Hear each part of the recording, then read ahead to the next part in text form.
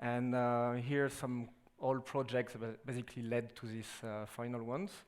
So here was some workshops I was giving with a sound researcher, David Tidoni, to highlight the importance of sounds in space and of soundscapes, how you can transport people through sound.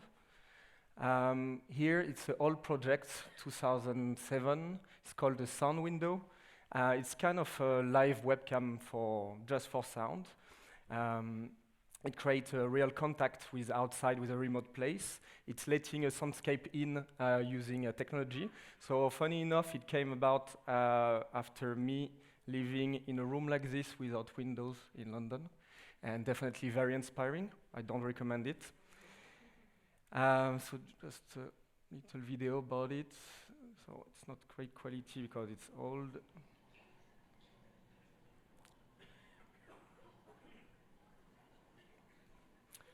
So it worked with a new microphone that came out at the time that was accessible to record directly in 5.1. It's just a small object about ritual and how we can interact with this object.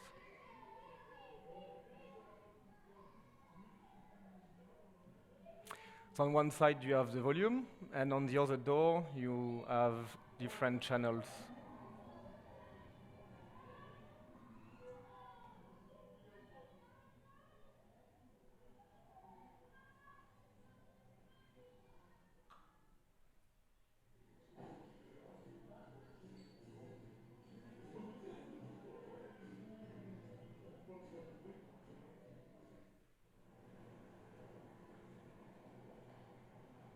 Or you get the idea.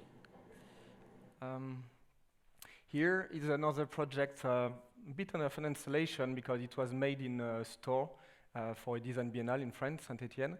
And it's called Table Orchestra, and basically on a space, you have on this table, you have different bumps, and these little bumps are emitting like low vibrations.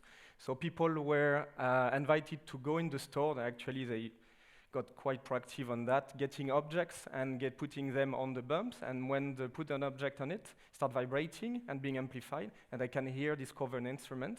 Each bump was a different instrument, part of a global composition, so people could be the maestro of this orchestra, but without obviously the feeling of making any mistake, which is very important for the engagement.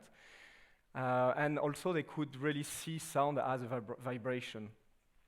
So here I'm going to go a bit deeper on one project called Into the Frame. So 2014, if I remember. That came about when I was invited to Middlesex University to do a collaboration with the researchers, especially the robotic science and robotic department. So when I arrived there, I discovered there were different robots. One was this haptic robot. So haptic is a science of touch. They were demonstrating this robot where you could interact with virtual environments. So the problem with this is graphically it was not very engaging at all, but the feeling was there. So I thought the question was, how can I make this technology a bit more inviting and how to take that outside the lab? And if you want to change 3D visuals, people are used to video games, people are used to films. So you're in competition with something very mainstream already. And screens, I feel, tend to gamify any kind of experience you're having. And first, the visual sense is taking the lead on other senses.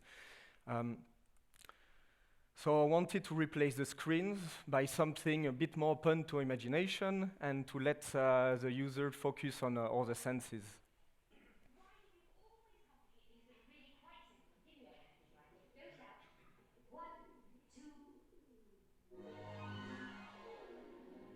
It's quite simple. Little video about the project.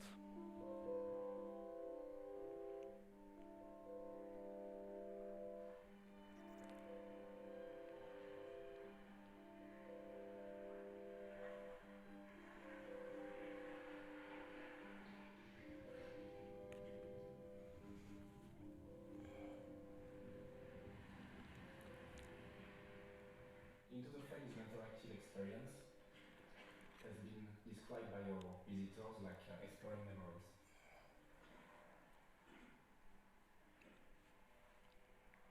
You're looking at a painting, you're in control and you can hear yourself moving within the landscape of the painting. You can touch, feel and even interact with some of the elements within this painting.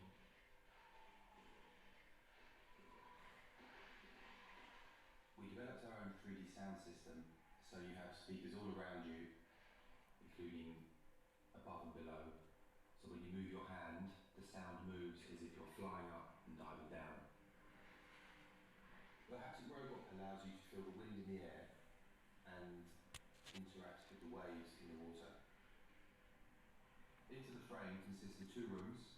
Room 1 is the experience room, which consists of the painting, haptic arm and the 3D speaker system. Room 2 is the control room, which consists of a live stream of the data, and you can see in real time what's happening with the software that we have developed. What's interesting is that by mixing your memories with what you see in the painting, what you can hear all around you, and what you can touch and feel, you're creating your very own personal experience.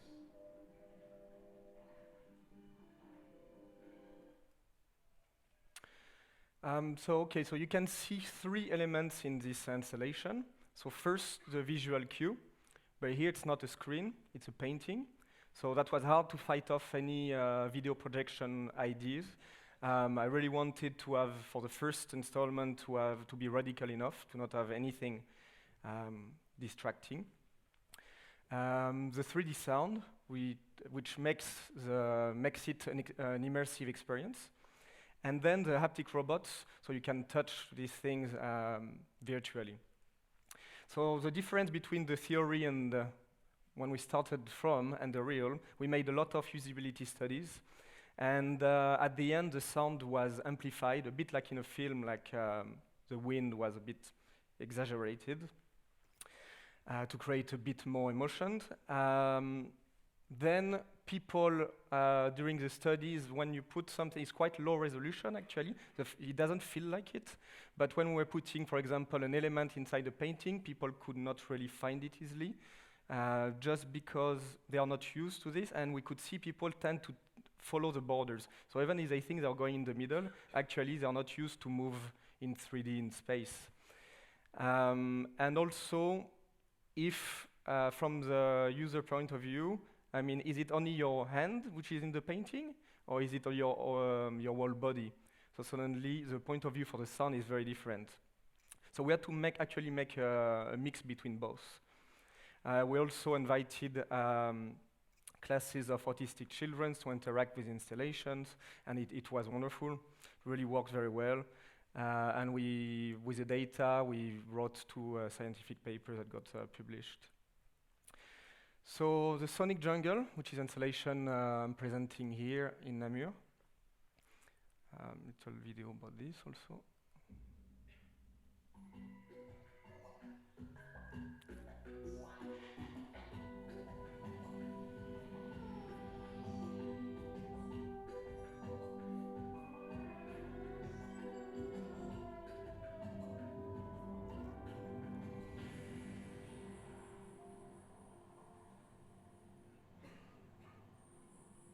Le principe de la Sonic Jungle est simple.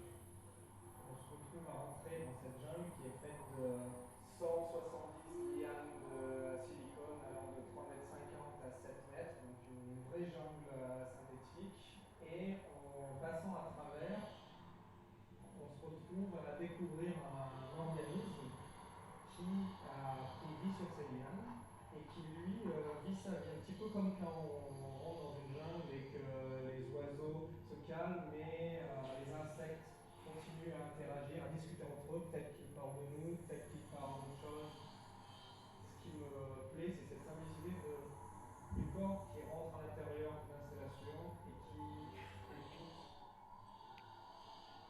On a des sons complètement digitaux qui sont sûrement ceux qui ont l'air le plus naturel. Et on a toute une série de sons que j'ai enregistrés selon des voyages dans une jungle à Mexico, en Australie,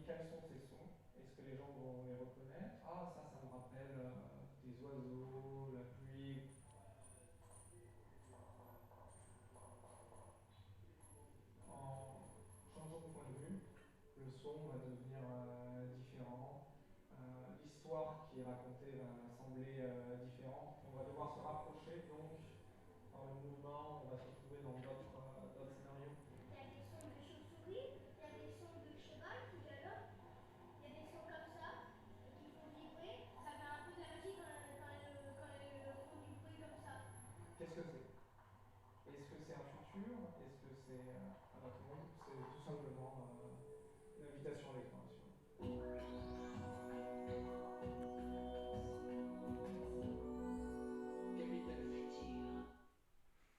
So I'm going to introduce a bit how this project came about.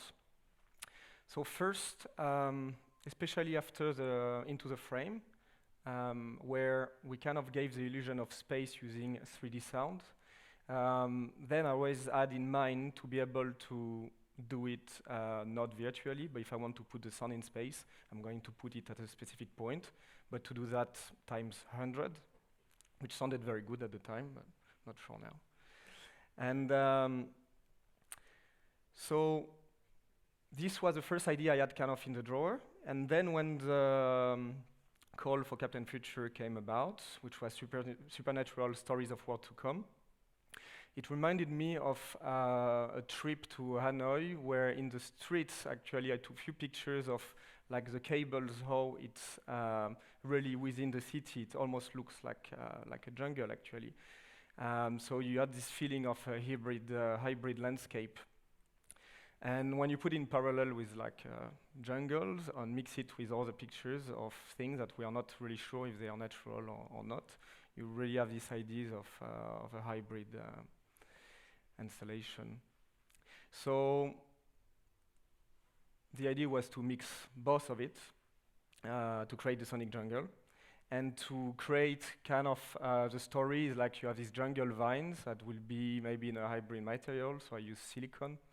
And then onto them are growing these sonic parasites, where they are growing on these vines, these species that we don't know about, and to make it a bit more like a sculpture. So one of the first steps was to design these shapes, to research them using foam, using random objects just to put them on ropes, and using parametric design to be able to explore shapes. Also to put things in space, to have an idea of how big, of course, I mean, there is a limitation in terms of space when you do an installation, a number that you can reach. So it was important to feel that if you can have just enough density to visualize the space. So one of the first ones, I had few shapes I tried. The first idea was to 3D print them, so maybe I could 3D print always the different shapes. And then after doing first tests, I mean, we had maybe 2 months to produce the installation, and a print like this could come, I mean, if you imagine you take a day or 7 hours to print something like that, suddenly, if you want to do 100, it's 100 days. So you quickly realize that, okay, that's not going to happen. So, and it was long, and it was also fragile.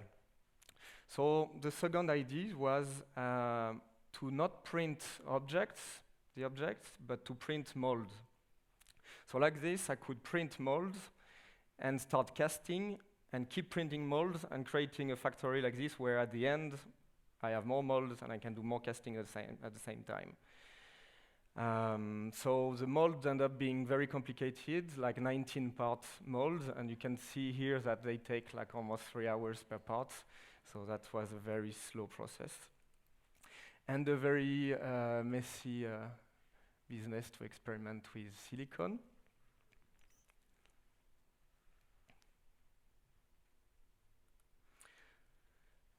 So we're casting the shapes, still printing more molds, still casting a lot more shapes. It's a lot and it's very heavy. Also, just to source silicone ropes, they are bespoke. I mean, it's quite something to find somebody to ask for 1 kilometer of improbably colorful silicone tubes.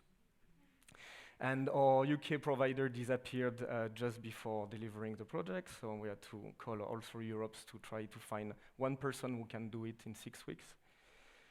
About the sound, a lot of them are based on some field recordings that I'm doing just like when I'm traveling. Like I take some pictures and I like some sound, I record them as a memory without knowing what I'm going to do with them. So here, actually maybe the sound can go up a little bit, please. It's just steps when I was going down the steps of the Machu Picchu, and I just recorded that. And then by transforming it into installation, it starts sounding like a butterfly or like wings flapping. So if you go to see it, you might be able to recognize it.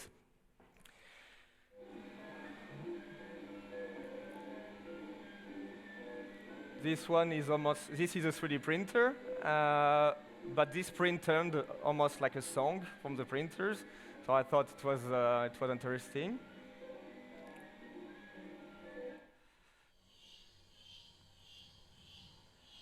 So this is, I'm guessing, a bird or a big bug or something in Australia. Couldn't figure it out, but it sounded like an alarm almost because it was very, very constant.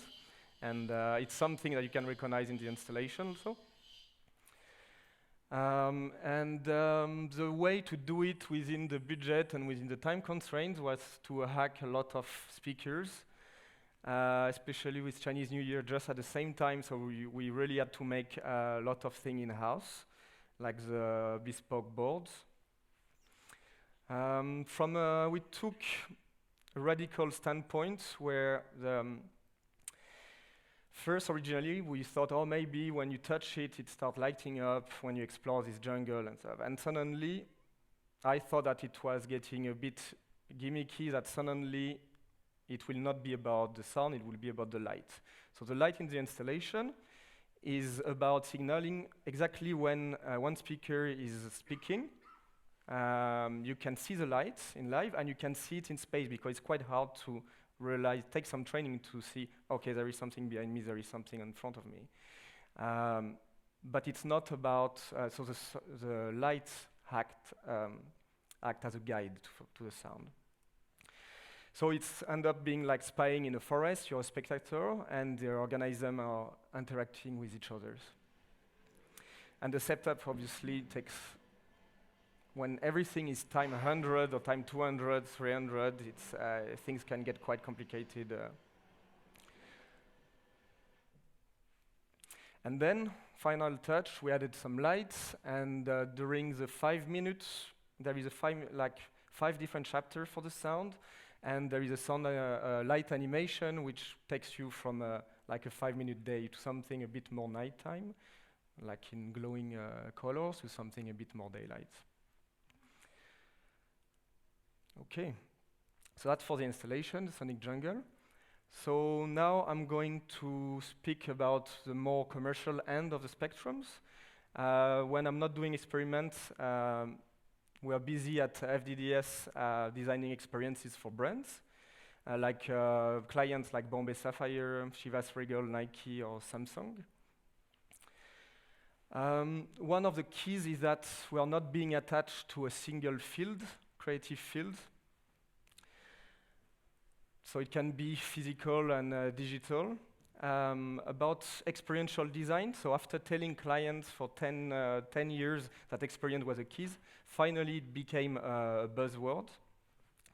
And of course it's abused a lot, but at least now we can engage conversation and guide them to creative solutions. So experiential design, it's a methodology, it's a creative process. So by experience, I mean something memorable, a moment, which often include a certain level of interaction. Experience is broad, and it should be. It allows to intervene at several levels, and like I was saying, physical and digital. The value of experience is not in the end result, but more in the journey itself. It's a moment between A and B. And the result also works across multiple communication channels. It can offer a larger reach. For example, if you do an event and you get 500 people through the door, actually you can reach thousands of people through documentation, press, social media, and so on. So often we saw that it's not really properly planned by the client, so we developed some partnerships with filmmakers, PR, and journalists to integrate that into the strategy. So when I started doing more product design, I often got the call from the clients asking, okay, we engineered something and we want a pretty shell around that. So that was quite always about educating the clients where if you integrate us before, we can give much more. So experience design right now is the same thing. So we need to work with the marketing teams and decision makers to take really the brand stories and to create some experience concept. And then later we design, and this can unfold into different elements like interior and retail, events, object for campaigns, exhibition, curations, whatever. And it's not necessarily using technology. Technology is only one of the tools that we have available. Now something that we have noticed, unfortunately, that its clients often demand something that we have done already. So the idea to get out of this circle is to, because they like to flick through the portfolio and say, okay, we want that. We use art experimentations as a R&D for the studio. So they can see little seeds concepts. So I'm going to show a few projects, how some small things can develop in something a bit more commercial, maybe. Still keeping some creativity. So that's a very old project, but I'm not going to go in detail about it. But it was basically a digital clock that was powered by the lemon. And it was interesting to see when you take nature, cut it like this, and suddenly something electronic, which seemed to be the opposite of nature, comes alive. So it was something to highlight technology and nature in terms of symbiosis. And one day I got contacted by the advertising agency who saw the project and asked me to provide more technicals about it in order to develop something for a brand, here's Tropicana, and to make this kind of installation in the street. Here it's another project that called Entable Electromagnetic, and the idea was about touching the light and holding energy in your hand.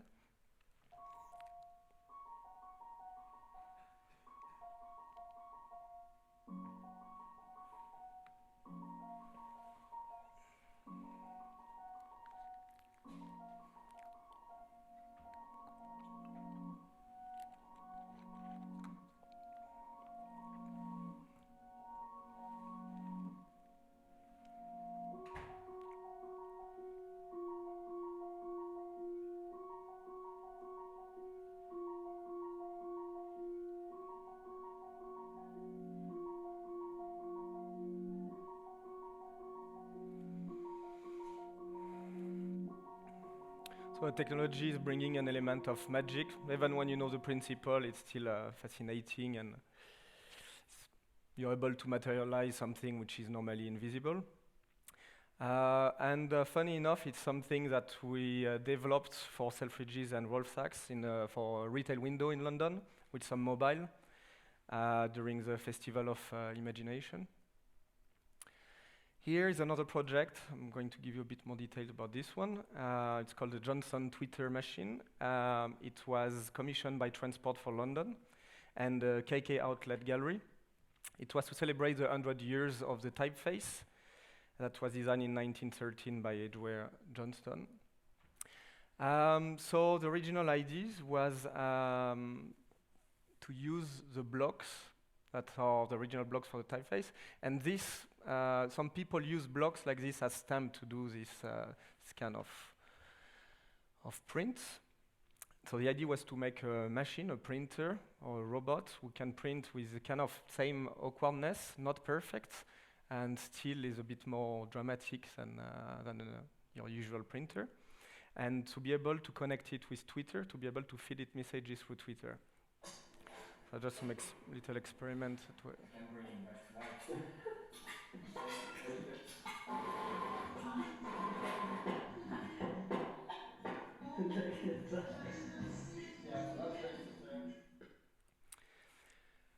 So we designed an interface to put in the gallery, so you could use the hashtag on Twitter, but you could also send messages directly from the gallery space. on Twitter, using the hashtag Dear London, people could send their love letter to about London, or we got some hate ones also. That was interesting. We had like a little interface in processing where we could still remove all the spams, because obviously some people start printing ads. So the end result was this machine at like 3 meter diameter. It's definitely not your compact printer.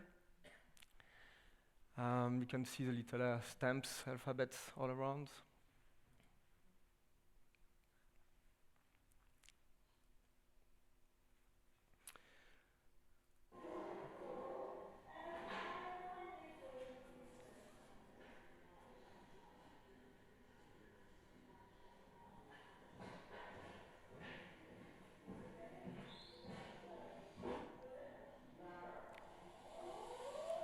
Actually, the link with the logo of TFL really came after.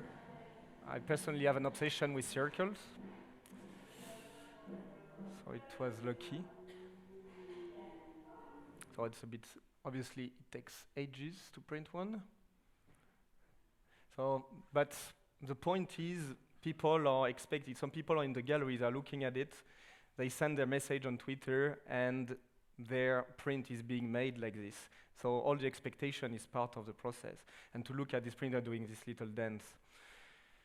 So at the result, we sometimes gave them their print, sometimes put them on the wall of the galleries. When it was a message on Twitter and people were not, like, we're in another country, like we got Tokyo, we had a place in Brazil, I was tweeting the picture back, the result.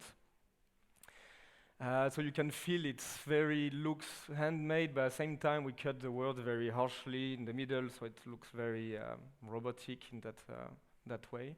We got very nice feedback from the Johnson family. Actually, we love the project, and it got picked at one of the best projects for the LDF during this year, and the campaign got the NID award. So it got a fair bit of recognition, which was good for TFL and to promote this kind of project. Here is all the project also, smaller. It was actually my first project in electronics, so that's interesting to see that it's definitely not about really the skills here, it's just about more the poetic of the project.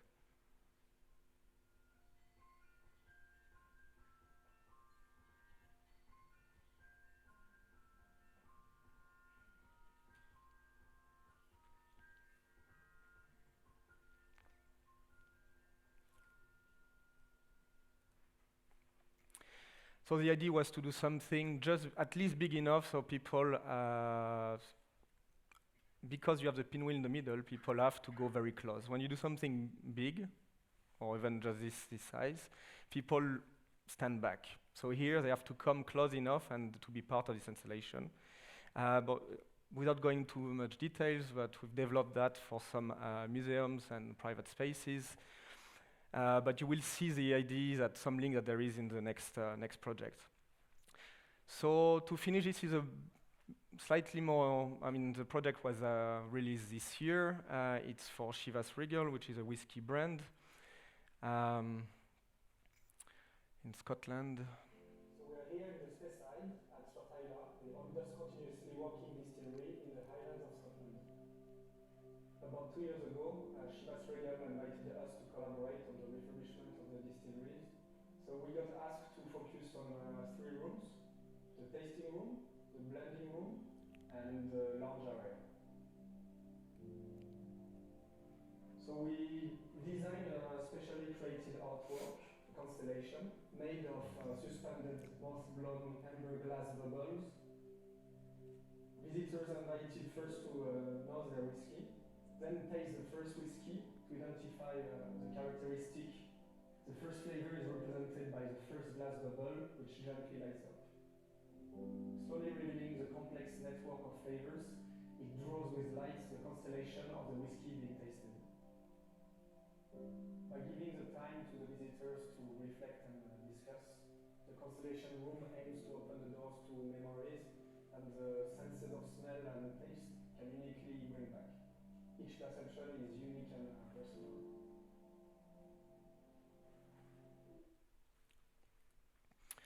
So just the beginning of this project here, because they are more commercial projects, but we want to have something grounded in the real.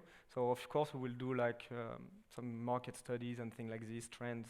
But the most important is to visit the site and to speak to every people involved, to visitors and to also people working in the distilleries, because the stories from the marketing and the stories from the master blenders or the visitors are very different. Visiting labs and archives.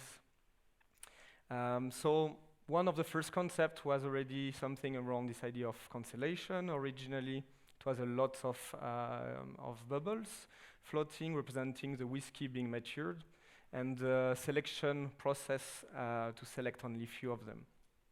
So in experiential design, because it's not just about the artwork, but it's definitely before being in the distillery to after in the distillery. So we design user journeys. So this is just a very small point of it.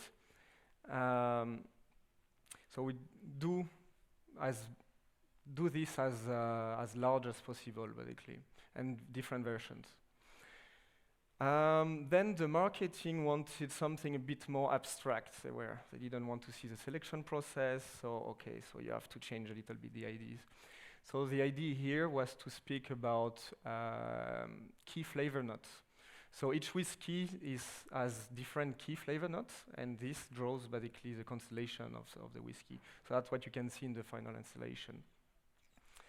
Also, we got kind of a budget review middle of the project. So what was at the beginning, it's always funny when you get a client who tells you, "Oh, I don't want to limit your creativity. The budget is unlimited."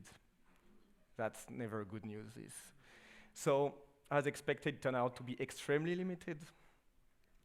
So the thing is to be able to, we handle a lot of the production process in-house, and we scale things down to rescue the project and to keep the story alive. So here you can see the difference between, there is working with glass, working obviously with the technical aspect of the structure, and working with the code and electronics, bespoke boards. We got also some it's very pretty, but we got some red snow alert just when we're doing some setup in Scotland. That was interesting. And here you can see the constellation for one whiskey, basically. It's maybe a bit clearer on the top right picture. So the blending room. The blending room offers another type of experience, something more hands-on. We invite the visitors to combine grain and malt whiskies to create superior blended whiskey.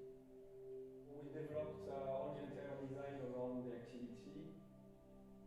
So to work on this story of conviviality, the guests are invited to sample, analyze, and ultimately blend their own whiskey under the guidance of the house experts.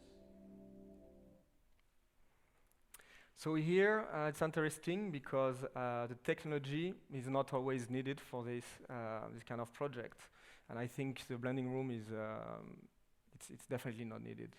It's all about the process of crafting your own whiskey. So here you can see some render from the first presentation, and actually it was about also injecting a lot of details that keep to stay in line with the story. So you can see the link with the constellation of the other room. You can also see maybe to use the whiskey gradients to speak about the color of the whiskey, which in the final version, actually you can probably see that one has been misplaced in the middle. But it's awesome when you really have the concept, and then you can see there they really put real whiskey, different casks, different age that give different colors. So it's not just graphic. And we ended up producing even the light chandeliers to keep in-house, to keep in line with this idea of blending. And of course, everything really works when you do like a workshop in there with a master blender. That's when things are really get alive. And then the last room, which is actually just more a job about interior design, but it's like a sub-part of the project. After their experiences, the visitors are invited to go to the lounge to simply sit and relax and enjoy a nice whiskey dram. this room has traditional angular shapes on the ceiling. We use that to envelop them with strong and graphic brass arches inspired by the barrel hoops. I would love for the visitors to leave Spasaila by remembering that the whiskey is not that elitist, but it's accessible, so they can carry on to share the stories of their experiences back home.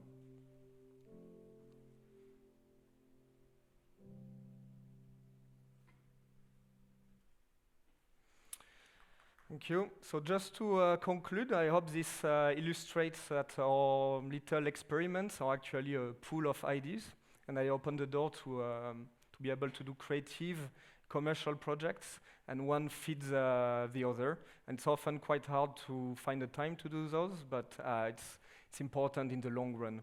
Thank you. Cheers.